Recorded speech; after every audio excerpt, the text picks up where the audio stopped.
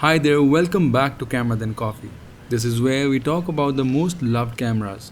And today I'm doing a head-to-head specs comparison of the all-new Fuji XT30 Mark II and one of the best hybrid cameras in the market, XT3.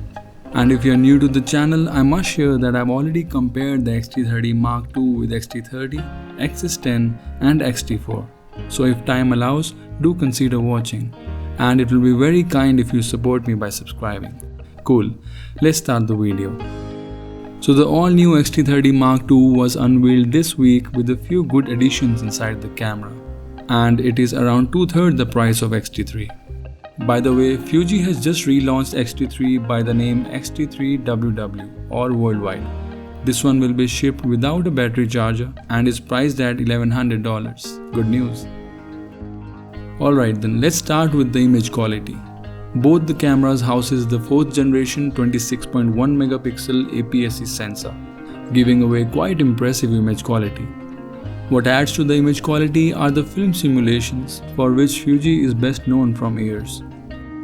And then both the cameras deliver the images in JPEG as well as 14-bit RAW format. But Fuji hasn't specified if RAW plus JPEG format will be available on XT30 Mark II or not. But that's not a sad part. The only sad part here is that both the beasts missed the biggest armor, the in-body image stabilization. And both the cameras have to rely on the optical image stabilization offered by the attached lenses. The autofocus on both the cameras is fast and responsive, thanks to the cluster of 425 AF points that track a subject across the frame, even in low light levels of -7 EV. Amazing. Plus, you have a support of good ISO range on both the cameras. Talking about shutter speed, the XT3 captures fast actions better. Also, the XT3 can shoot at 11 frames per second with mechanical shutter, while both the cameras can shoot 30 frames in electronic shutter mode. Now let's move out of the body and look at some external specs.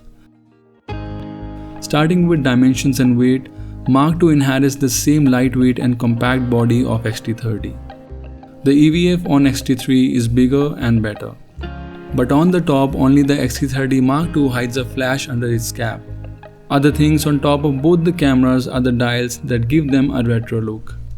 Looking at the back, both the cameras have an excellent and clear 3-inch tilting touchscreen. But XT30 Mark II leads here with 1.62 million dots.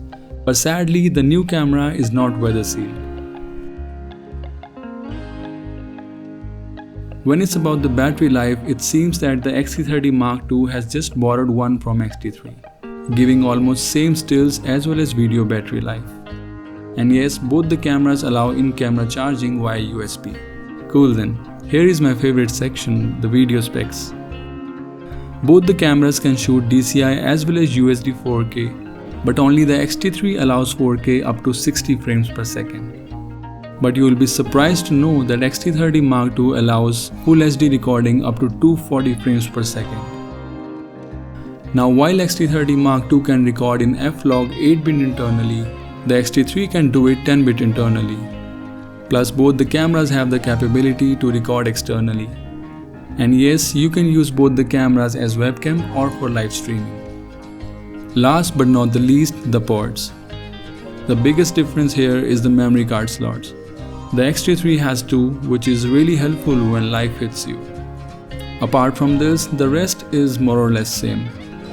That's it guys. Thank you so much for watching, and if the video was helpful, do support me by subscribing.